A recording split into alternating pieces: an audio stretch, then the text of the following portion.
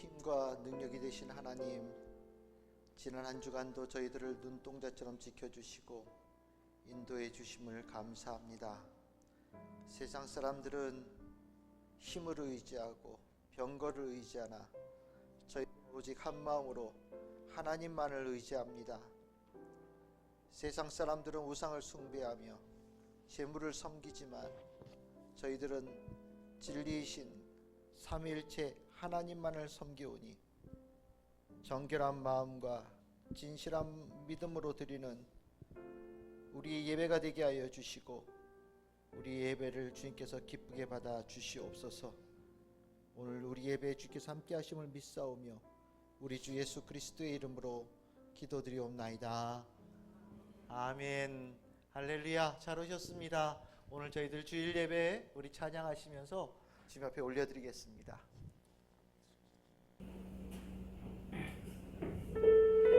처음으로 찬양입니다. 우리 가사 생각하시면서 내 앞에 계신 하나님 우리에게 찬양하기 바랍니다.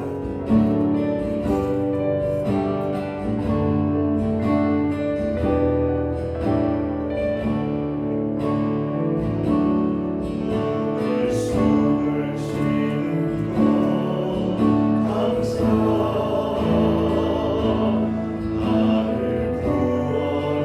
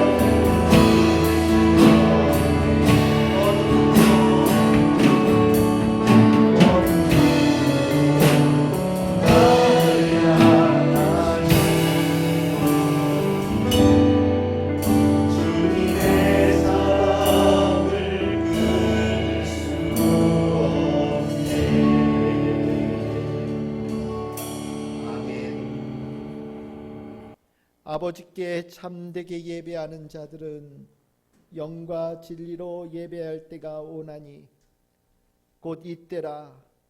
아버지께서는 자기에게 이렇게 예배하는 자들을 찾으시느니라. 하나님은 영이시니 예배하는 자가 영과 진리로 예배할지니라. 아멘. 다 같이 자리에 일어나셔서 찬송가 1장으로 만복의 근원 하나님 온 백성 찬송 드리고 천천사여 찬송하세. 찬송 성부 성자 성령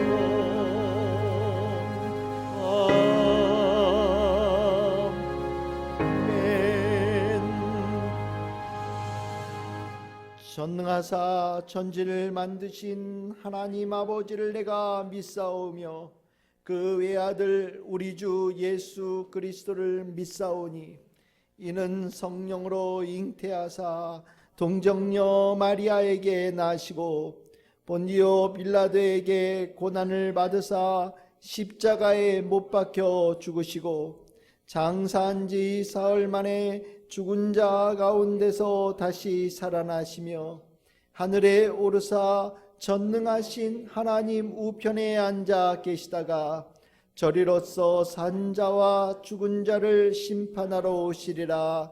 성령을 믿사오며 거룩한 공예와 성도가 서로 교통하는 것과 죄를 사하여 주시는 것과 몸이 다시 사는 것과 영원히 사는 것을 믿사옵나이다. 아멘. 우리 교독문 24번 시편 46편의 말씀을 우리 교독하도록 하겠습니다. 하나님은 우리의 피난처시요 힘이시니 그러므로 땅이 변하든지 산이 흔들려 바다 가운데에 빠지든지 바닷물이 솟아나고 뛰놀든지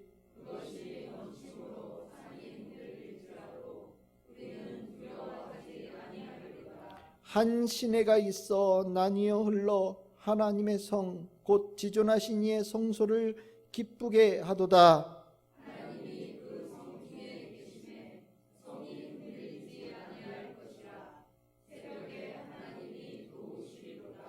그가 땅끝까지 전쟁을 쉬게 하심이요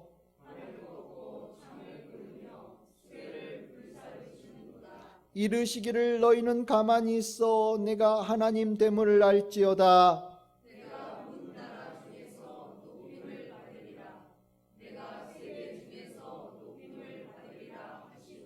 만군의 여호와께서 우리와 함께 하시니 아멘. 기도하겠습니다. 주께서 택하시고 가까이 오게 하사 주의 뜰에 살게 하신 사람은 복이 있나이다. 우리가 주의 집 곧 주의 성전의 아름다움으로 만족하리이다. 귀한 주일 예배자로 발걸음을 인도하여 주신 주님을 찬송합니다. 이 시간 예배 가운데 함께하여 주사 주님 홀로 영광 받아 주시옵소서.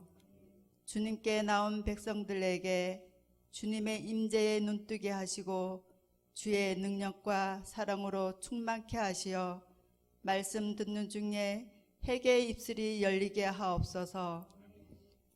분주한 세상 속에서 주님의 음성보다 세상의 소리가 더 가까이 들리고 마음의 문이 세상으로 행했던 죄를 고백합니다. 우리의 마음이 흩어지지 않게 하시고 습관과 형식의 예배가 아닌 고넬료와 같은 심령을 가지고 하나님을 경외하며 지혜의 영 안에서 모든 죄의 굴레를 벗어나게 하여 주시옵소서. 주님의 자비가 이 땅에 충만하길 원합니다. 거짓과 죄악으로 혼탁한 세상에 선한 청지기를 많이 세워 주시옵고 사명을 잘 감당하여 이 나라가 굳건히 세워질 수 있게 하여 주시옵소서. 참 즐거운 교회를 세워주셔서 감사드립니다. 교회의 본분에 최선을 다하게 하시고 우리 모두가 주님의 첫사랑을 잊지 않고 힘들고 지칠 때 성령님 어루만져 주심에 회복되고 믿음으로 이 세상 삶을 이기며 소망의 날을 준비하게 하옵소서. 이 시간 목사님께 은혜를 더하여 주시옵소서. 목사님의 노고에 감사하며 반응할 수 있는 성도들 되게 하여 주시옵고 말씀으로 모든 양분을 공급받아 자라나게 하시어 세상에서 주님의 자녀로서 강하고 담대하게 주의 이름을 높이는 성도들 되게 하여 주시옵소서. 우리의 구원자 되시는 예수 그리스도 이름으로 기도드립니다. 아멘. 아멘.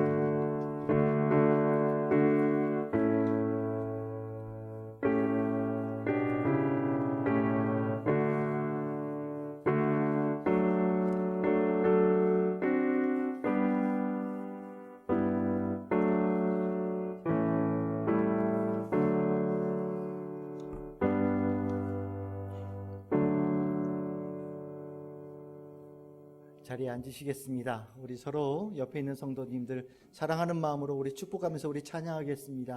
은혜의 주님이 우리 함께 찬양하시겠습니다.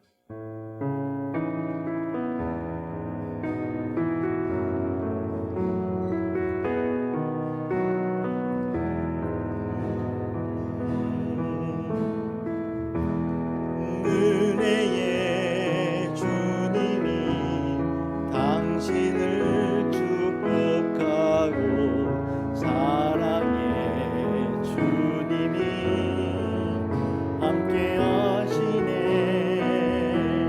은혜의 주님이 당신을 축복하고 사랑의 주님이 함께 하시네. 은혜의 주님이 내 삶을 은혜의 주님이 내 삶을 축복하고 사랑의 주님이 함께 하시네. 은혜의 주님이 내 삶을 축복하고 사랑의 함께 하시네. 우리 옆 사람과 서로 인사합시다. 주님께서 우리와 함께 하십니다. 우리 서로 인사해 주시길 바랍니다. 주님께서 여러분들과 늘 함께 하시고 주님께 주시는 승리의 은혜가 충만함을 믿습니다. 우리 교회 학교 학생들은 뒤로 이동해 주시기를 바라고 오늘 주님께 주시는 은혜의 말씀을 우리 함께 읽도록 하겠습니다. 오늘 말씀은 사도행전 13장 1절에서부터 13절까지의 말씀입니다. 사도행전 13장 1절에서부터 3절까지의 말씀. 본문이 길지 않기 때문에 우리 서로 처음부터 끝까지 합독하도록 하겠습니다. 우리 함께 읽겠습니다. 시작. 안디옥 교회에 선지자들과 교사들이 있으니 곧 바나바와 니게르라 하는 시므온과 구레네 사람 루기오와 분봉왕 헤롯의 젖동생 마나엔과 및 사울이라. 주를 섬겨 금식할 때에 성령이 이르시되 내가 불러 시키는 일을 위하여 바나바와 사울을 따로 세우라 하시니 이에 금식하며 기도하고 두 사람에게 안수하여 보내니라. 아멘. 기도하겠습니다. 주님 감사합니다. 오늘도 우리를 사랑하셔서 생명의 말씀을 주시니 오늘 이 말씀이 심령의 영혼의 양식이 되어져 우리를 살찌게 하시고 성도로서 굳건하게 세워주시옵소서.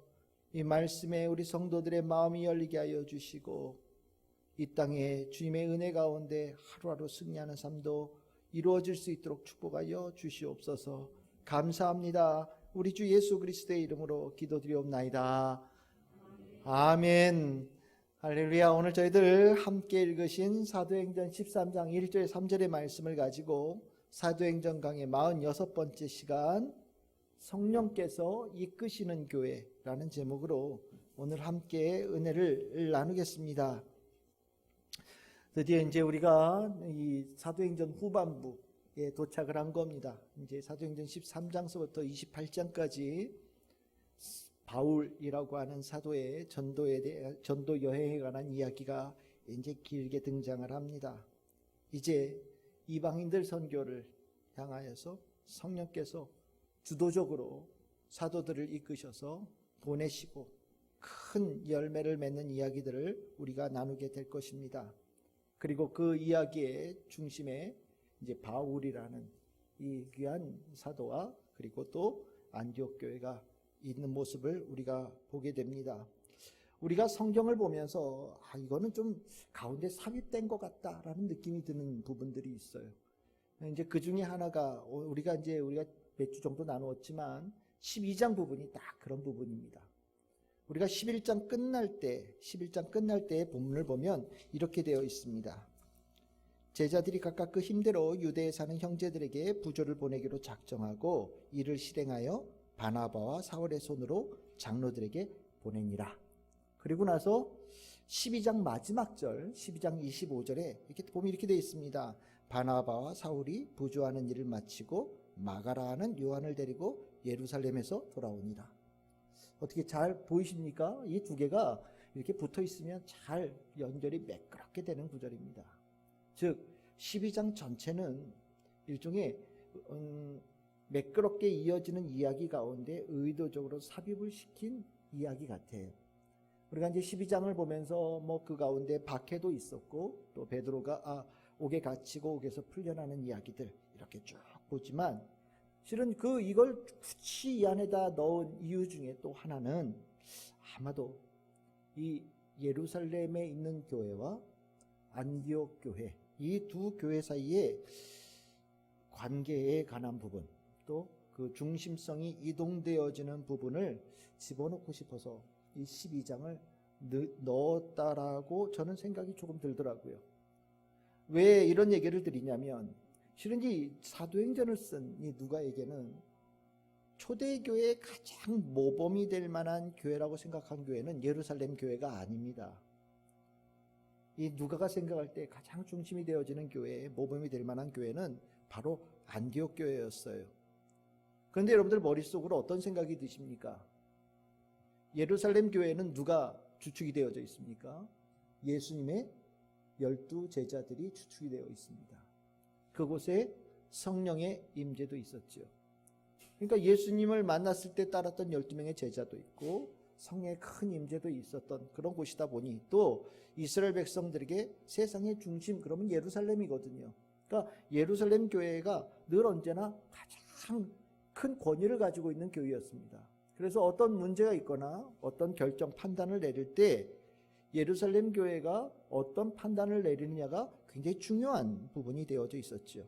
하지만 오늘 이제 우리가 보게 될 이 사도행전 13장 이후에 이 나오는 이방인 선교, 이방인들을 향하여서 복음을 전하는 것에 있어서는 예루살렘 교회가 썩 그렇게 호의적이지 않았어요. 예루살렘 교회는 유대인들 중심에 선교에 대해서 조금 더 관심이 많았고 혹 이방인들이 예수 그리스도의 복음을 받아들여서 성도가 되어질지라도 예루살렘 교회 내에서는 그래도 율법을 엄격하게 지키는 것이 맞지 않나? 라는 생각을 가지고 있었습니다. 그래서 대표적으로 할례를 받아야 된다라는 것을 굉장히 강조를 했고 할례 받지 않으면 절대 하나님 백성 아니다 라고 주장하는 사람들도 있었던 것 같습니다. 그래서 우리가 이제 앞으로 나누겠지만 사도행전 15장 1절에서 2절에 보면 이 문제 때문에 예루살렘에서 사도 회의가 열렸어요. 이방인들 출신들의 이 성도들에게 할례를 주어야 되느냐 말아야 되느냐 꼭 필요하냐 아니냐. 그래서 예루살렘에 있는 많은 사도들은 꼭 받아야 된다라는 입장이었고, 안디옥교에서 출발한 이 바울과 같은 사람은 거기에 대해서 아주 강렬하게 반대를 했습니다. 그 이유는 아시겠지요? 여러분들 다 성인이 되어져서 그냥 무통 삶을 살다가 내가 교회를 다녀야 되겠다고 작정하고 예수 그리스도의 복음을 받았다고 생각한 다음에 할례를 받는다라고 하는 거는, 이거는 굉장히 어려운 일인 거예요. 유대인들은 태어나자마자 아이들에게 며칠 안 지나서 할례를 주지 않습니까? 근데 만약에 교회를 들어오고 싶은데 할례를 받아야 교회 다닐 수 있다고 얘기를 한다면 아마 이 교회를 향한 문이 굉장히 줄어들지 않겠습니까? 그러다 보니 바울은 이 할례의 문제에 대해서 이것이 복음 전파에 아주 큰 걸림돌이 될 수 있다고 생각해서 아주 극렬하게 반대를 했습니다. 그러면 이 이방인들을 향한 이 복음 전파에 있어서 예루살렘 교회와 안디옥 교회, 이 두 교회 중에 어떤 교회의 입장이 하나님의 뜻에 더 맞았을까요? 그럼 뭐 물어볼 것도 없는 겁니다.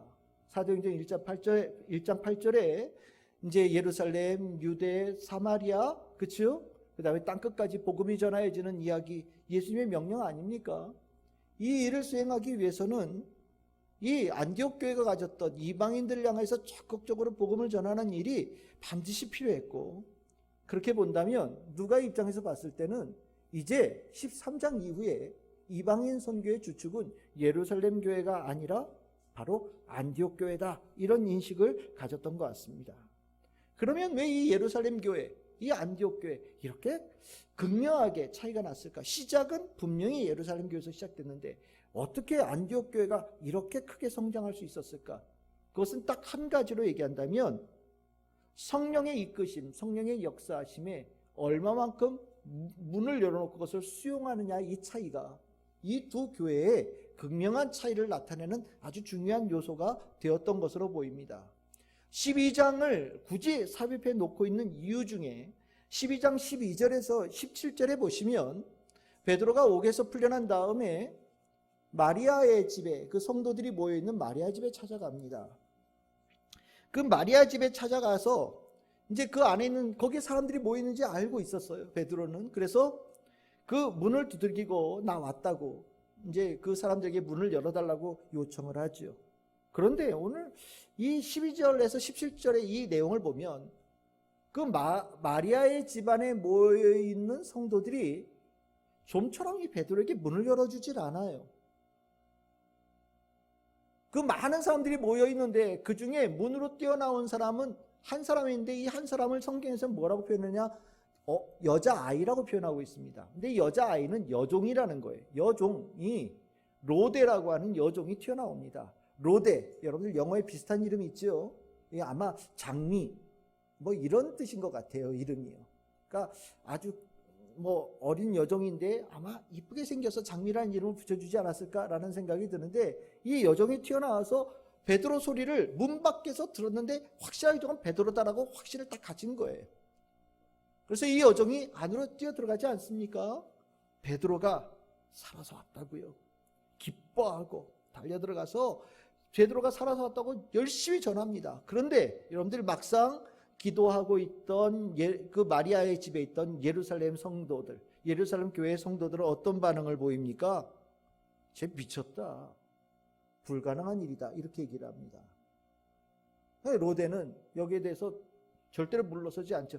참이다, 이게 진리다, 올바른 것이다, 진짜다라고 분명히 강변을 하지만 그 안에 모여있는 성도들은 에이, 쟤 미쳤고 이거는 있을 수 없는 일이고 불가능한 일이야, 만약에 소리가 들렸다면 베드로의 수호 천사가 와서 얘기한 걸 들었겠지 라고 이걸 갖다가 비하시킵니다. 여기서 천사라는 얘기가 나오는데, 우리 이제 개신교회는 천사의 개념이 상당히 축소되어져 있지만 이 가톨릭이나 아니면 이 유대교회는 천사의 개념이 굉장히 강합니다. 특히 성경에 나와 있는 이런 내용을 가지고 이 가톨릭에서는 수호천사라는 개념을 얘기를 합니다. 무슨 소리냐면 여러분들 각자 한 사람에게 전부 다 지키는 천사가 한 존재씩 있다라는 거예요. 그래서 여러분들의 삶을 하나님께 보고하는, 여러분들을 지키시고 하나님의 명령을 들으셔서 여러분들의 삶을 돌보기도 하고 지키기도 하고 여러분들의 어려운 일이 있을 때 그것을 대신 탄원하기도 하는 그런 역할을 하는 수호천사가 있다라고 생각을 해요. 근데 우리는 이제 이 부분을 성령님이라는 개념하고 이제 완전히 합쳐서 거의 대부분 얘기하는 것 같습니다. 어쨌든 여기서 나오는 얘기는 살아있는 베드로는 절대 나올 수 없다라는 겁니다. 그거는 그냥 어떤 천사가 와서 부르는 소리, 우리가 간절히 기도하니까 천사가 그래 나 지금 아직도 감옥에 있어 라고 응답하러 온 거 아니겠는가? 뭐 이런 정도로 폄하하는 이야기가 나오죠. 그런데 이 얘기를 하는 동안에 베드로는 계속해서 문을 두들깁니다. 언제까지 두들깁니까? 나올 때까지 두들기는 거예요. 계속 두들깁니다. 아무리 두들겨도 문이 열리지 않아요. 집 안에서는 로데라는 아이가 베드로 왔다라고 아무리 얘기하는데 다 거짓말이다, 미쳤다, 뭐 이런 얘기들을 하고 있으니까 막 서로 논쟁이 벌이느라고 베드로 왔는지 관심도 없어요. 하여튼 문을 여는데 베드로가 얼마나 두들겼을지 성경에 보시면 하여튼 열심히 두들겼다고 얘기하니까요. 그치지 않고 두들겼다고 얘기를 하니까 하도 두들기니까 나왔는데 문이 열렸더니 바깥에 누가 있습니까? 베드로의 수호천사가 아니라 베드로가 와 있어요. 근데 여기 예루살렘 교인들의 반응이 어떻습니까? 놀랬다 이렇게 표현하고 있죠. 놀랬다. 무슨 소리입니까? 상상하지도 못했다는 얘기예요. 이게 어떻게 된 일이지? 참 의외하죠. 우리가 기도했으면 풀려날 걸 기도했을 것 같은데 기도가 좀 내용이 달랐을지도 모르겠다는 생각이 살짝 들기도 합니다. 하나님, 베드로가 잡혀갔어요. 그리고서 기도의 다음 내용은 뭐가 될까요? 하나님, 우리는 안 잡혀가게 해주세요. 뭐 이런 기도했을까요? 베드로가 잡혀갔는데 이제 처형을 당할 건데 처형당할 때 고통 없이 처형당하게 해주세요. 아마 이런 기도를 했을까요? 글쎄 무슨 기도를 했을지 모르겠는데 이 기도한 사람들이 베드로가 살아서 추록할 거라고는 생각을 전혀 못한 거죠. 즉 이게 뭡니까? 하나님의 일이죠. 성령의 일이에요. 근데 믿지 못하고 놀랍니다. 여기 보시면 아시겠죠? 예수의 말씀을 전할 때 미쳤다라고 하는 유대인들의 반응 있었지 않습니까? 근데 성령의 역사, 주의 역사로 옥에서 풀려나와서 베드로의 음성을 들었고 확신한 로데라고 하는 여종에 비해서 신앙생활을 제대로 하고 있다라는 수많은 성도들은 오히려 로데의 이야기를 미쳤다라고 얘기를 하고 있고 성령의 역사, 주님의 역사에 대해서 문을 열지를 못하고 문을 닫아놓은 상태에서 안에서 옥신각신합니다. 무슨 소리입니까?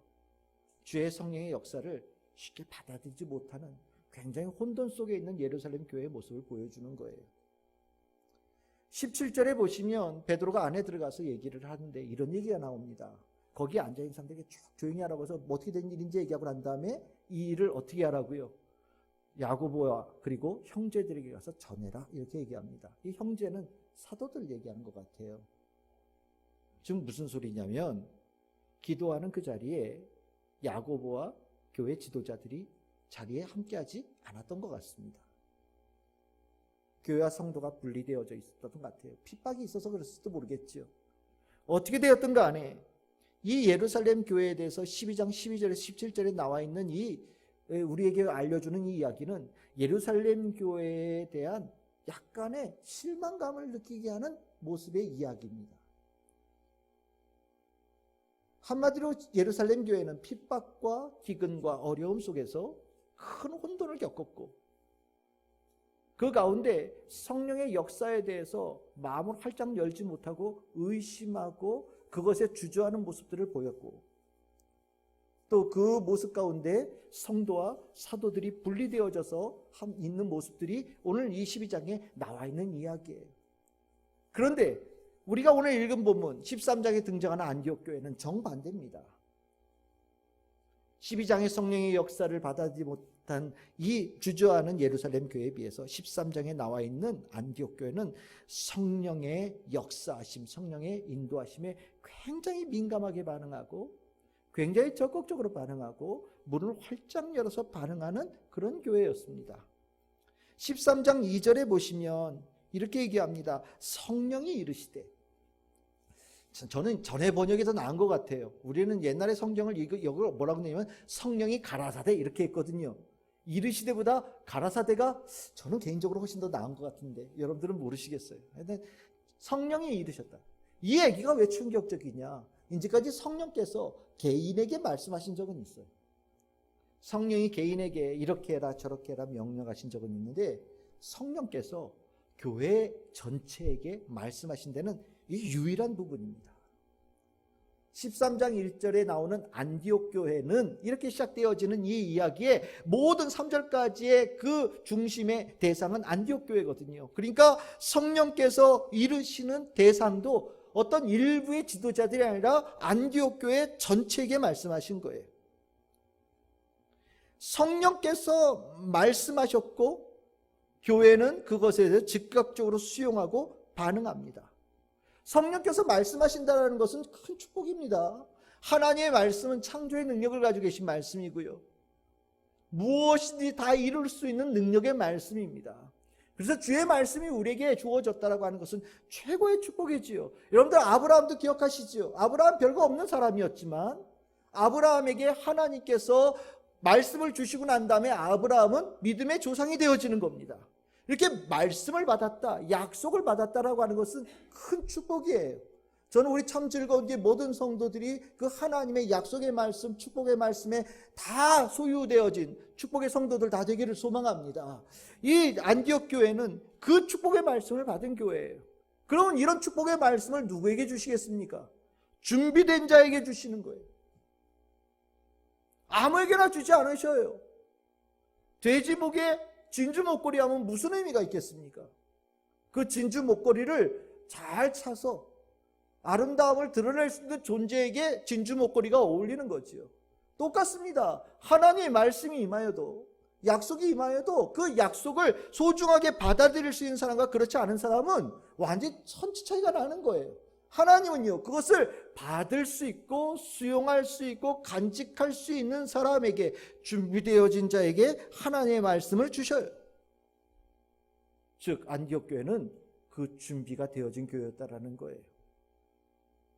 이제부터 안디옥 교회는 성령의 말씀에 따라서 이끌려지는 교회가 됐다라는 얘기를 하는 겁니다.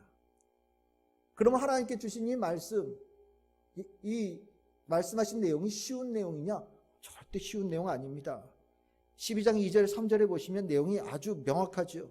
하나님께서 성령께서 말씀하시는데 바나바와 사울을 따로 세워야겠다. 왜냐고요? 내가 불러서 시키는 일, 내가 그들에게 맡긴 일이 있는데 그 일들을 계속해서 내가 이 두 사람을 통해 하기를 원한다. 그러니 안디옥 교회에 묶어두지 말고 내놔라. 이렇게 얘기하는 겁니다. 여러분들 교회 담임 목사 갑자기 다른 교회 간다고 하면 여러분들 어떤 생각 드시겠습니까? 저 다른 교회 가면 어떻게 될까요? 다른 교회에서 저를 청빙해서 간다. 그럼 여러분들 어떤 생각 드시겠습니까? 이게 무슨 소리야 이게? 불가능이죠. 아니 또 모르겠어요. 그래 괜찮은 것 같아. 이런 생각도 있을지도 모르겠지만 참 쉽지 않은 일인 겁니다. 여러분들 안디옥 교회 바나바와 바울이 했던 일이 얼마나 위대한 일인지 알고 계시지요? 이 둘이 이 교회를 열심으로 말씀으로 가르치고 이 교회에 처음 말씀 받아서 이방인들 중에 성도가 되어진 성도들을 잘 말씀으로 키워낸 아주 중요한 인물들 아니겠습니까? 근데 하나님께서 어느 날 성령을 통해서 말씀하시는 거에 따로 세워라. 근데 참 이 준비되어진 교회에서 그런가요? 안디옥 교회는요 바로 반응합니다. 여러분들 12장 3절에 이에 이렇게 나오죠. 이에. 이 이에라는 단어가 중요한 단어예요. 말씀하셨기 때문에 그 말씀을 쫓아서 말씀을 받아들여서라는 거예요. 너무 간단하게 적어서 놀라울 지경입니다. 하나님께서 성령을 통해 말씀하셨고 교회는 이에 금식하고 기도하면서 두 사람을 안수하고 보냅니다. 이야, 무슨 소리입니까? 안디옥 교회는요 그만큼 열려있는 교회였어요. 안디옥 교회는 그만큼 성령의 이끄심에 대해서는 100% 수용할 수 있는 교회였어요.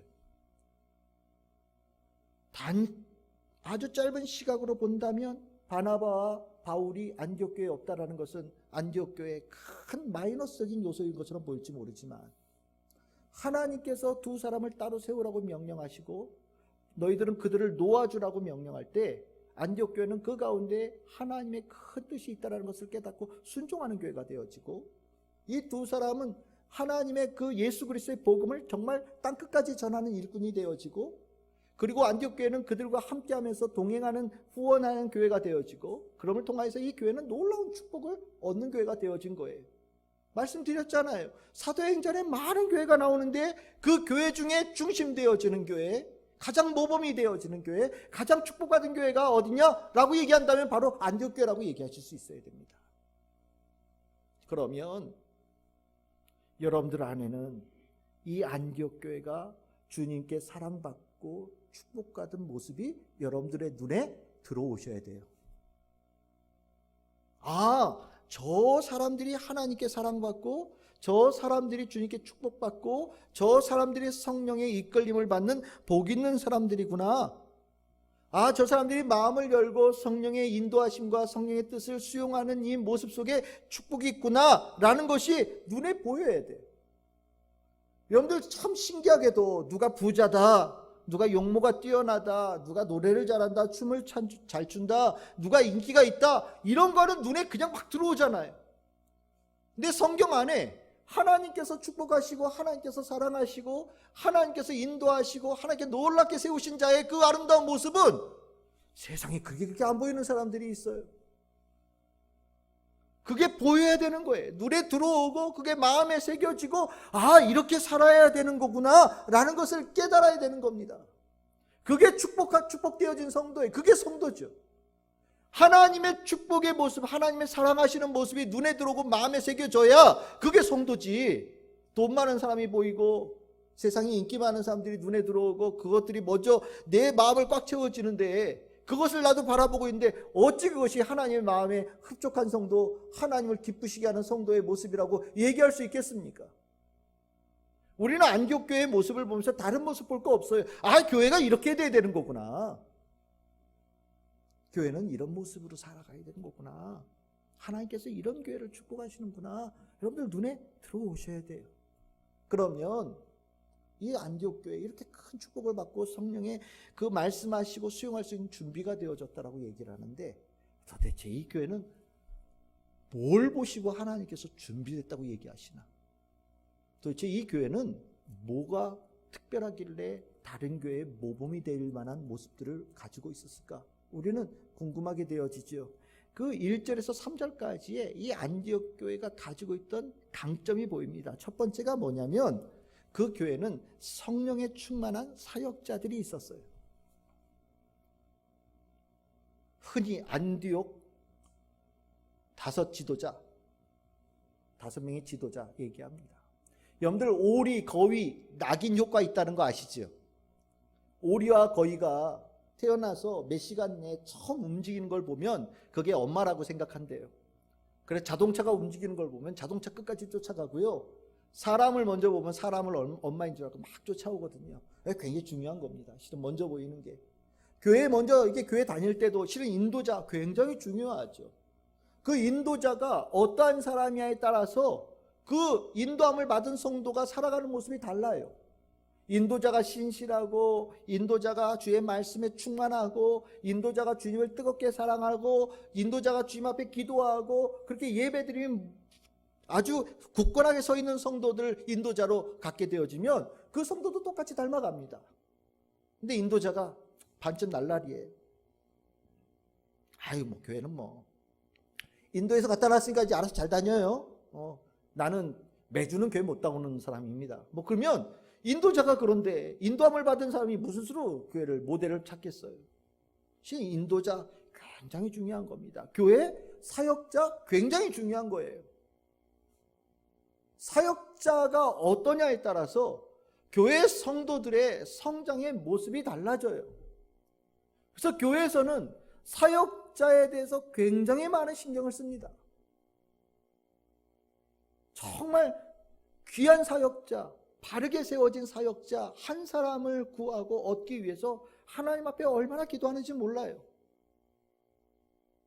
요즘에 사역자들이 지금 굉장히 많이 늘어났거든요.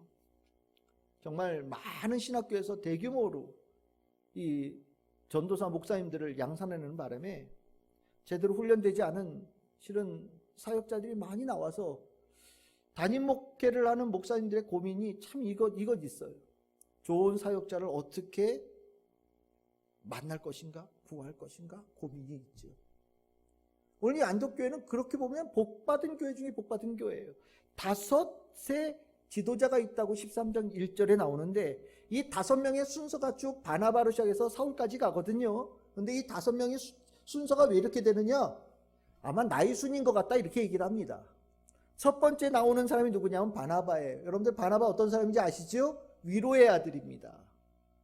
참 따뜻한 사람이었던 것 같아요. 이 사람이 가장 연장자가 되어져서 수많은 사람들을 이렇게 끌어안는 그런 좋은 모습을 가졌던 것 같습니다. 두 번째 나오는 사람이 누구냐면 니게르라고 하는 시므온 이렇게 나옵니다. 여러분들 니게르, 여러분들 흑인들 얘기할 때 이거 욕이니까 이제 안 쓰는데 니그로 이렇게 표현하는 거 있죠. 흑인들 표현할 때 비하할 때 쓸 때 니그로라는 표현을 쓰는데 같은 어원입니다. 그러니까 무슨 소리입니까? 시므온이라는 사람은 니게르다, 흑인이다, 아니면 좀 검은 사람이다, 일단 검은 색깔에 뭐가 특징이 있는 사람이다 이런 뜻이에요. 그래서 이 이제 시므온이라는 사람이 이제 성경을 막 보면 성경에 이제 바울이 쓴 편지 중에 많은 인들이 등장하지 않습니까? 그 이름들을 어떻게 하면 이렇게 막 조합을 시켜서 이 사람이 아닐까 붙이는 경우들이 있어요.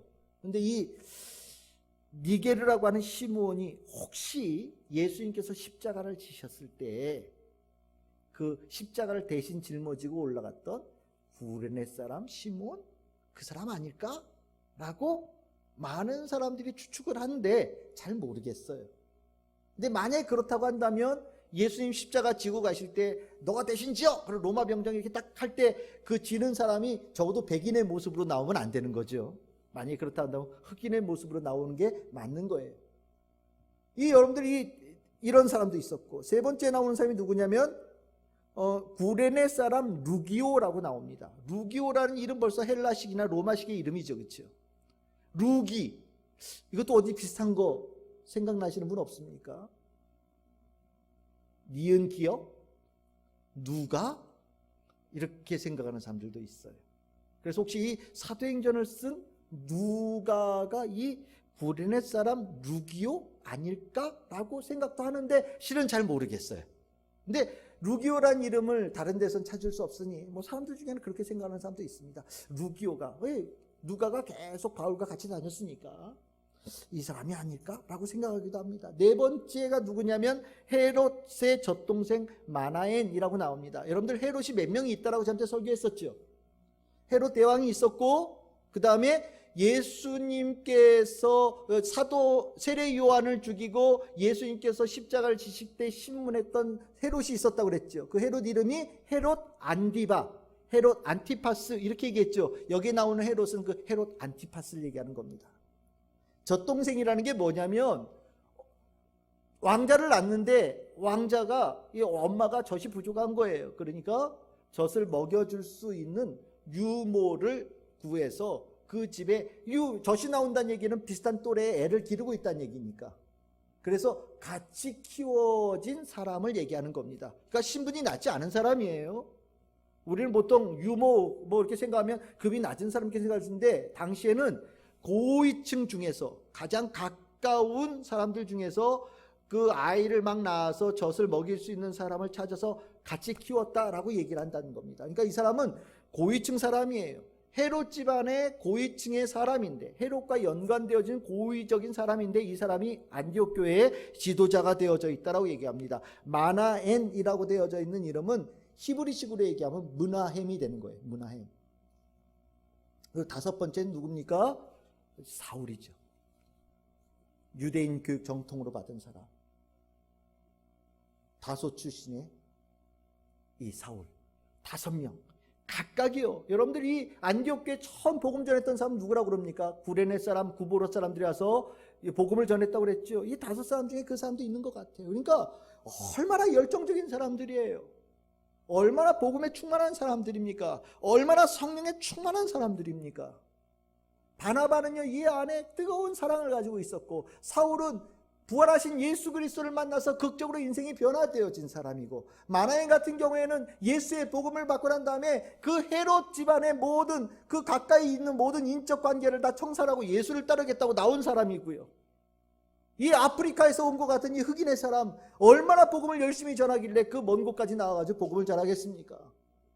만약에 루기오가 누가라고 한다면, 성경에 이렇게 기가 막힌 책을 남겨놓은 사람이니 그 사람 얼마나 대단한 열정을 가진 사람이겠어요. 정말 대단한 사역자들이 5명이 똘똘 뭉쳐서 안디옥 교회를 만들어 갔다라는 겁니다. 이 5명의 특징, 다 안디옥 출신이 아니에요. 다 외지 출신입니다. 이제까지 원래 알았던 사람이 아닐 수도 있어요. 근데 와가지고 모여서 한 마음이 되어서 사역합니다. 왜요? 그 가운데 동일한 성령의 역사, 똑같은 믿음의 충만함이 그들 가운데 있었기 때문입니다. 우리가 사역을 하면서 이 사역자들이 선지자와 교사로서 그 성도들을 제대로 가르치고 좋은 모델이 되어져 가면서 교회가 아주 굳건하게 성장되어졌다. 굉장히 중요한 겁니다. 우리가 사역자, 여러분들 사역자들이 하나님의 부르심에 합당한, 그리고 하나님의 뜻을 잘 이뤄낼 수 있는 사역자가 되어지기 위해서 여러분들 기도해 주시기를 소망합니다. 저는 이 모습을 보면서 참 부끄럽다라는 생각이 들었어요. 내가 이 안디옥 교회에 이 5 사역자들, 이 사역자들만큼 내가 성도들을 제대로 잘 가르치고 있는 사역자인가? 과연 우리 성도들은 우리 교회에 저와 우리 전도사님들의 이 사역에 대해서 정말 감사하고 또 기쁨으로 또 존중하는 마음으로 잘 따라오고 계신가? 궁금하기도 하고, 또 한편으로는 죄송하기도 하고 부족한 모습에 부끄럽기도 하고 그렇습니다. 여러분들 어쨌든 중요한 것은 사역자들이 제대로 세워져서 성도들을 제대로 길러낼 수 있는 모범이 되어지는 성령 충만한 사역자들이 이 안디옥 교회의 강점이었다라는 거예요. 여러분들 기도하실 때 우리 교회 사역자들을 위해서 뜨겁게 기도해 주시기를 바랍니다. 내년도 우리 교회 사역자들의 사역, 그리고 사역자들을 위해서 기도해 주시기 바랍니다. 우리 교회 꼭 필요한 일이라고 저는 생각을 합니다. 이 모습이 우리 교회에 함께 있기를 바라고, 좋은 정말 뜨거운 열정 가진 사역자들이 이 교회 사역하여서 많은 성도들을 아름답게 세워가는 교회, 정말 주께서 성령께서 아낌없이 이끌어 가실 수 있는 교회, 우리 교회가 되어질 수 있기를 소망합니다. 2번째로 이 안디옥 교회의 강점이 뭐냐면 2절과 3절에 나오는 건데, 주를 섬기며 금식하고 또 금식하며 기도하는 안디옥 교회 성도들의 모습이 있어요. 이걸 그냥 한 단어로 묶어 한다면 모두가 다 바른 예배자로 세워져 있었다라고 얘기하는 겁니다. 여러분들 12장 2절에 보시면 주를 섬기며 금식하였다 이렇게 나오죠. 주를 섬긴다라는 게 뭐냐? 이 예배드린다라는 거예요. 예배드린다라는 얘기를 하는 겁니다. 예배를 드리는데 뭘 하면서 예배를 드리냐? 금식하면서 예배를 드렸다고 얘기를 해요. 기도를 할 때도 뭘 하면서 기도를 하느냐? 금식하면서 기도했다고 얘기합니다. 그럼 이 금식이라는 단어가 뭐냐? 밥을 안 먹는 거냐? 물론 밥을 안 먹는 것이 될 수 있죠. 하지만 여기 나와 있는 금식은 좀 더 폭넓게 본다면 세상의 것을 끊어냈다라는 거예요. 하나님 앞에 예배를 드릴 때 세상의 것을 끊어내고, 하나님께 기도할 때 세상의 것을 끊어내고 오직 하나님만을 향하여서 예배드리고 기도하는 모습이 안디옥 교회 성도들에게 이미 세워져 있었다는 것을 얘기하고 있는 겁니다. 우리가 이런 얘기 많이 씁니다. 예배가 무너졌다. 또 다른 표현 있죠. 예배가 세워졌다. 그럼 도대체 뭐가 예배가 무너지고 뭐가 예배가 세워진 것이냐? 여러분들 어떻게 생각하십니까? 예배가 무너졌다라고 얘기할 때 사람들 모이는 숫자가 적으면 예배가 무너지고, 예배에 열정이 없거나 예배에 대한 강렬한 의지가 없으면 예배가 무너졌다 이렇게 표현하죠. 맞습니다. 그런 게 예배가 무너진 겁니다. 그런데 그것을 더 근원적으로 얘기를 한다면 예배가 하나님께 드리는 예배가 안 될 때 예배가 무너졌다라고 얘기하는 거예요. 예배는요, 하나님께 드리는 거예요. 오늘 여러분들이 이 자리에 앉아있는 예배 드리지 않습니까? 여러분들이 예배 드리는 것, 여러분들이 가지고 있는 하나님께 올려드리기 위해서 이 자리에 있는 겁니다. 예배는 주님께 올려드리는 거예요. 사람이 중심이 아니에요. 하나님이 중심인 자리입니다. 예배는 내가 하나님께 드리는 거예요. 예배는 내가 하나님께 드리는 거예요. 내가 가지고 있는 최선의 것을 가지고, 내가 가지고 있는 최고의 것을 가지고, 내가 최고의 준비되어진 모습과 내가 완전히 정리정도되어진 마음을 가지고 주님 앞에 나오는 거예요. 요즘에 이런 질문들이 있더라고요. 최선입니까? 지금 그게 최선입니까? 물어보잖아요. 요즘 그런 질문들이 있던데, 이 질문이 어디에 해야 되냐? 예배 드리는 성도들한테 물어봐야 돼요. 당신 지금 예배 드리는 게 최선입니까? 당신이 가지고 있는 최고의 것으로 하나님께 올려드리고 있습니까? 라고 물어야 되는 거예요. 그게 되어진다면 그건 예배예요. 근데 내가 가지고 있는 최선의 것이 아니라고 한다면 실은 그것은 예배가 아니죠. 예배를 드리는데 핸드폰 보고 있고, 예배를 드리는데 졸고 있고, 예배를 드리는데 딴짓하고 있고, 예배 드리는데 딴 잡생각 가지고 있고, 예배 드리는데 뭐 이상한 생각들 가지고 예배를 드린다. 하나님께서 그것을 베스트라고 받으시겠습니까? 그럼 그 모습을 예배로 주님께서 인정하시겠습니까? 나는 예배 드렸다고 얘기할지 모르지만 예배는 하나님께서 인정하셔야 되는 거예요. 예배는 하나님께서 인정하셔야 되는 겁니다. 하나님께서 인정하시는 예배는 뭐냐? 내가 가지고 있는 최선의 것을 가지고 하나님께 예배를 드릴 때 주님께서 그것을 받아주시는 거예요. 이 최선의 것이라고 해서 각자 기준이 다 다릅니다. 각자 기준이 다른데 그 기준이 다른 상황 속에서 최선을 다하는 거예요. 성전에 넣은 과부가 2렙돈을 하나님께 드렸을 때 예수님께서 하신 말씀이 뭡니까? 저는 최선을 다했다라고 얘기를 합니다. 최선을 다했다. 맞아요. 그게 예배인 거예요. 오늘 이 성도들은요, 안디옥교회 성도들은 최선을 다해서 예배드렸다는 거예요. 세상의 것을 끊기 위해서 심지어는 금식까지 해가면서 오늘 예배를 하나님께 완전하게 온전하게 드리기 위해서 최선을 다했다라고 얘기하는 겁니다. 그러니 예배 하나하나에 하나님께서 얼마나 기뻐하셨겠어요. 그 예배에 주님께서 함께 하실 수밖에 없겠죠. 그들이 예배드리는 모습이 주님께서 늘 언제나 흡족하신 거예요. 만약에, 이건 농담입니다, 내가 오늘 어느 교회 가서 함께 있을까 하나님께서 찾으신다면 어느 곳에 가시겠습니까? 아마 이런 교회 가지 않을까 싶어요. 그렇지 않으시겠지만, 모든 곳에 다 계시는 하나님이시지만, 우리가 바른 예배가 되지 못하면 하나님께서는 우리의 예배를 받지 않으십니다. 그러면 하나님께서도 말씀하시는 게 없어요. 아름답게 예배드리지 못하는 자에게 하나님께서 그렇게 무슨 말씀을 하시겠습니까? 그에게 무슨 축복의 말씀을 주시겠어요? 자기가 예배를 드리지 않으면서 오늘 말씀이 어땠느니, 분위기가 어땠느니 이런 얘기하는 것은, 그거는 실질적으로 그 사람이 가지고 있는 예배의 모습에 문제가 있는 거예요. 여러분들, 신앙의 시작은 예배고요, 시장의 정점도 예배예요. 예배가 문제가 되면 모든 신앙 자체가 흔들립니다. 여러분들, 이제부터 예배를 드릴 때 오늘 예배가 내게 무슨 유익이 있었지? 오늘 내가 예배를 드리면서 뭐에 즐거웠나? 뭐 이런 것에 대해서 관심을 드리고 예배를 드리셨다면 이제부터는 생각을 바꾸십시오. 하나님께서 내 찬양을 받으셨을까? 하나님께서 내 기도를 들으셨을까? 내가 드리는 예배를 주님께서 기뻐 받으셨을까? 이 생각하시면서 예배 드리십시오. 주님, 저는 제가 드리는 예배 주님께서 받으시기를 소망합니다.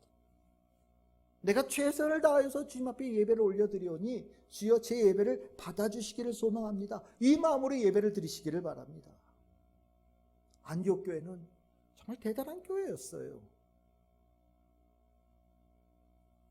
이제 막 시작한 교회가 어쩜 그렇게 예배드리는 모습이, 안디옥 교회는 이렇게 표현되어지는 것은 안디옥 교회에 있는 모든 성도들이 그렇게 예배를 드렸다는 겁니다.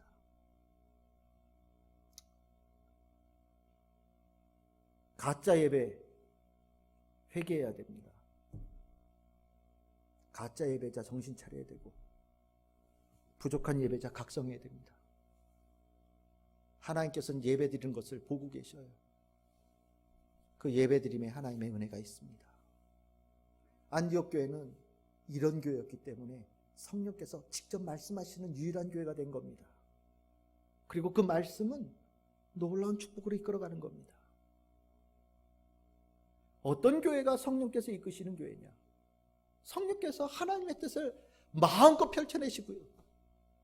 성도들은 그 성령을 통해서 주시는 하나님의 뜻을 마음을 활짝 열고 받아들이면서 순종하고 나아가는 교회가 성령께서 이끄시는 교회가 되는 거예요. 그러면 그 교회가 축복되어질 뿐만 아니라 그 안에는 모든 성도들이 다 주님의 은혜를 받는 교회가 되어지는 겁니다. 우리는 그것이 눈에 보여야 돼요. 아, 그렇게 신앙생활을 해야 되는 거구나. 아, 그런 교회가 돼야 되겠구나. 신앙생활 이 땅에 살면서 정말 하나님의 영광을 위해서 한번 우리가 드릴 수 있는 최고의 것을 한번 드릴 수 있는 삶이 되어야 되지 않겠습니까? 돈을 드리라는 게 아니에요. 여러분들의 삶을 드리십시오. 여러분들의 진정한 예배를 주님 앞에 올려드리게 되어진다면 그 가운데 축복은 일어나게 되어져 있어요. 이제 교회는 안디옥 교회 중심으로 돌아갑니다. 성령께서 역사하시는 교회, 성령께서 이끄시는 교회, 성령께서 돌보시는 교회, 성령께서 아낌없이 그 뜻을 풀어내시는 교회, 그리고 성령의 뜻에 마음을 활짝 열고 순종하며 나아가는 교회의 조화. 저는 우리 참 즐거운 교회 모습이 이 모습 되어지기를 소망하고 여러분들 성도 한 사람 한 사람이 그런 성도들로 굳건하게 세워져서 하나님의 뜻이 여러분들의 삶 속에 풍성해지고 삶의 모든 영역에 주님의 나라가 세워져 가고 주님의 모든 축복이 아낌없이 채워져 가는 참으로 아름다운 모습들, 우리 참 즐거운 교회와 우리 성도들의 삶이 되어지시기를 주님의 이름으로 축원합니다.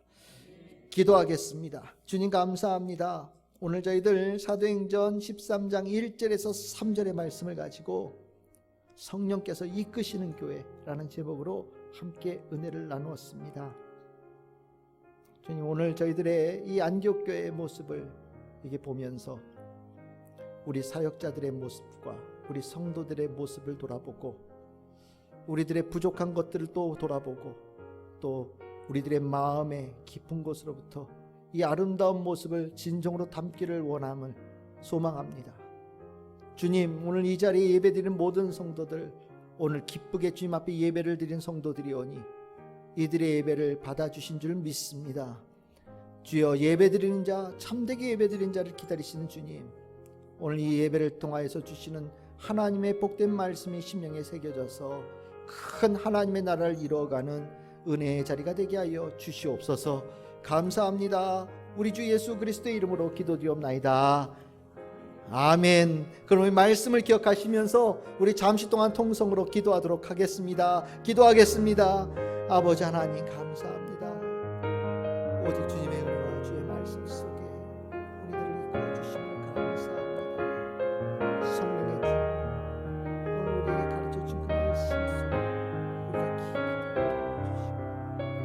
아버지 하나님, 성령께서 이끄시는 교회로 우리 참 즐거운 교회가 세워질 수 있기를 간절히 소망합니다.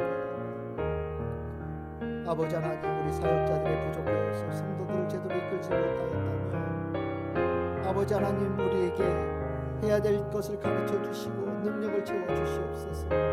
우리가 더 성령 충만하여서 성도를 이끌어가는 사역자들이 되게 하여 주시고 모범이 되어져서 성도를 이끌어가는 아버지 하나님께서 일꾼 세우신 일꾼 되게 하여 주시옵소서. 아버지 하나님, 우리 참 즐거운 교회가 그 수가 문제가 아니라 예배드리는 아름다운 모습만큼은 모든 성도들이 정말 충만하게 세워져 있기를 소망합니다. 우리 교회 학교 아이들서부터 모든 장년들까지 예배드리는 모습이 아름다운 교회가 되어지기를 소망합니다. 주님 앞에 겸손하게 무릎 꿇고 이 세상의 모든 것을 끊어내고 하나님을 집중하여서 예배드리는 그 자리가 되기를 소망합니다.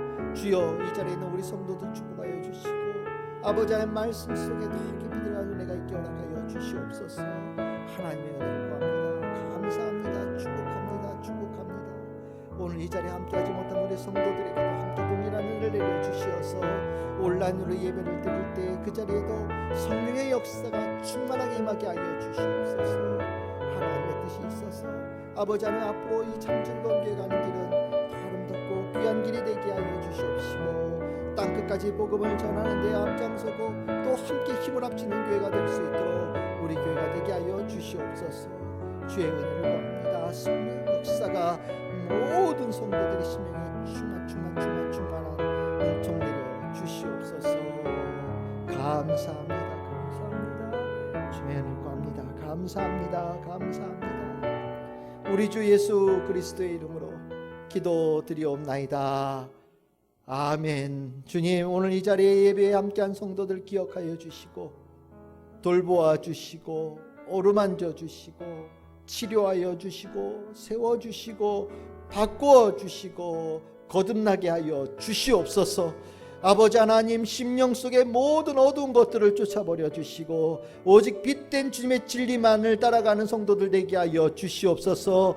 예수 이름 앞에 사단마귀가 쫓겨남을 믿습니다. 하나님의 말씀 앞에 모든 어둠의 세력이 떠나갈 줄 믿습니다. 우리 성도들과 함께 하여 주시어서 하나님의 영광스러운 존재로 가는 모든 곳에서 주의 뜻을 이루어가는 복된 모습을 허락하여 주시고 우리 성도들의 삶 속에서 오직 승리가 나타나는 복도 허락하여 주시옵소서.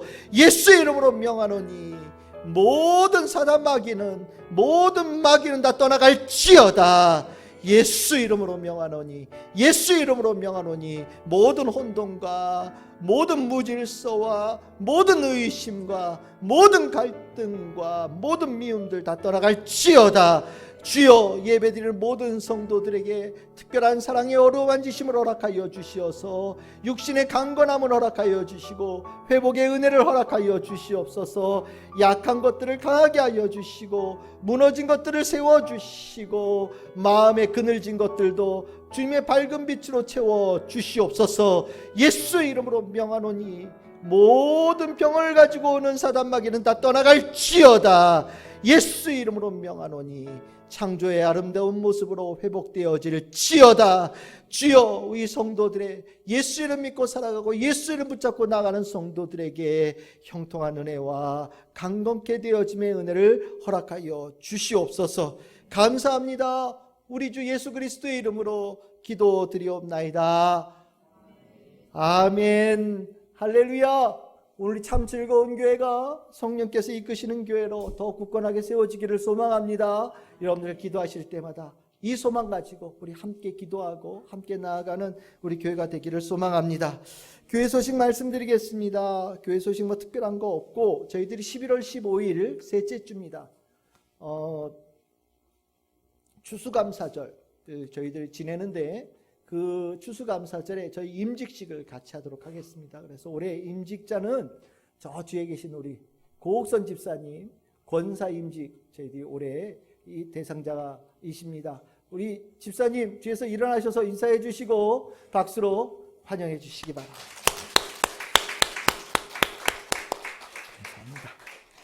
감사합니다. 이제 저희들이 임직 준비 잘하고 우리 곡선 집사님도 기도하시면서 임직 준비 잘해 주시기를 바랍니다. 우리 추수감사절에 같이 뭐 이렇게 나눠 먹을 수 있을지는 잘 모르겠지만 일단 우리 추수감사의 감사의 풍성함도 우리 갖기를 원하고 만약 우리가 함께 나눠 먹지 못한다면 교회에서 준비되어진 것으로 나누는 기쁨 또 여러분들이 그것을 가지고 많은 이웃들에게 나눌 수 있는 은혜 일어날 수 있기를 소망합니다. 여러분들 추수감사절 임직식 함께 늘 기도하실 때마다 기도해 주시기를 바랍니다. 큐티 여러분들 말씀 읽는 거 잊지 마시고 요즘에 이 코로나로 인하여서 여러 약한 성도들이 실은 어려움을 겪고 있어요. 실은 이 교회 역사상 핍박이나 어려움이 생기면 옆에 이렇게 한 발 걸치고 있던 성도들은 다 떠나갔습니다. 그래서 실은 핍박과 이 어려움이 진짜 성도들만 남겨놓는 거예요. 우리나라 기도회, 우리 지난 때 설교할 때 말씀드렸죠. 105인 사건. 한일합방 이후에 직후에 있었던 105인 사건 이후에 교회가 얼마나 핍박을 받았겠습니까? 많은 사람들이 교회 다니면 서양 문물 배우고 영어 뭐 배우고 뭐 이런다고 교회 문화 배운다고 교회 왔던 사람들이 교회가 핍박을 받으니까 썰물처럼 확 떠나갔어요. 그래서 교회 안에 정말 얼마 안 되는 사람들이 남아 있었습니다. 근데 이 사람들이 진짜 성도들이죠. 그 진짜 성도들이 이 땅에 교회를 든든하게 세워간 거예요. 실은 지금 이때가 딱 진짜 성도들 남는 그런 과정을 가고 있는 것 같습니다. 저는 여러분들이 오늘 예배드린 참된 예배자 되어지는 성도들임을 다 믿고 또 앞으로도 그 각오와 또 결심이 더 굳건해지기를 소망하고 흔들리는 성도들, 약해진 성도들을 돌볼 수 있는 우리 성도들 될 수 있기를 소망합니다. 오늘 그럼 저희들 찬양하시면서 준비한 예물 주님 앞에 드리시고 우리 오늘 주님 앞에 예배를 올려드리겠습니다.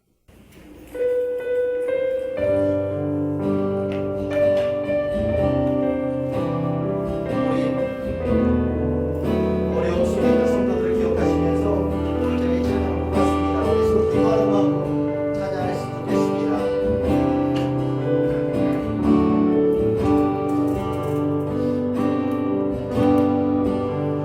마음이 지쳐서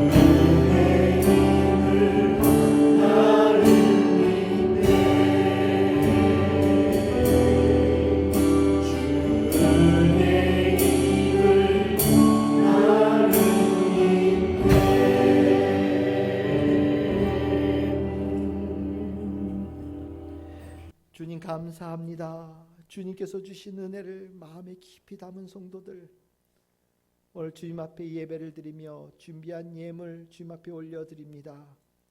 주님이 예물 받아 주시옵소서. 축복하여 주시옵소서. 저들의 모든 삶의 터전을 축복하셔서 사업에도 직장에도 학업에도 계획하고 있는 일에도 자녀들이 하는 일 그리고 가정에 있는 모든 일 복을 더하셔서 백배의 결실을 허락하여 주시고 이 귀한 축복 가운데 우리 성도들의 삶이 풍성하여서 넉넉히 나누어 주고 넉넉히 베푸는 삶이 되어지게 은총 내려 주시옵소서. 이 예물이 쓰여지는 곳에 하나님께서 늘 함께 하셔서 하나님의 나라가 크게 확장되게 하여 주시고 우리 참 즐거운 교회가 구원의 방주로 든든히 세워져 안디옥 교회처럼 성령께서 이끄시는 교회가 되어져 수많은 영의 열매들을 맺히는 아버지 하나님의 복된 교회가 되게 하여 주시옵소서. 축복합니다. 축복합니다. 여호와는 내게 복을 주시고 너를 지키시기를 원하며 여호와는 그의 얼굴을 내게 비추사 은혜 베푸시기를 원하며 여호와는 그 얼굴을 내게로 향하여 드사 평강 주시기를 원하노라. 지금은 우리 주 예수 그리스도의 무한하신 은혜와 하나님 아버지의 극진하신 사랑과 보혜사 성령님의 내주교통 충만하심이 거룩한 주일 주님께 예배를 올려드리는 진정한 예배자 우리 참 즐거운 게 모든 성도들 그리고 우리 참 즐거운 게 모든 권속들 그리고 온라인으로 예배를 드리는 모든 성도들 그리고 이 땅, 이 나라와 이 민족 모든 교회 그리고 우리 참 즐거운 교회와 우리 참 즐거운 교회 사역위에 지금부터 영원토록 함께하옵시기를 간절히 축원하옵나이다. 아멘.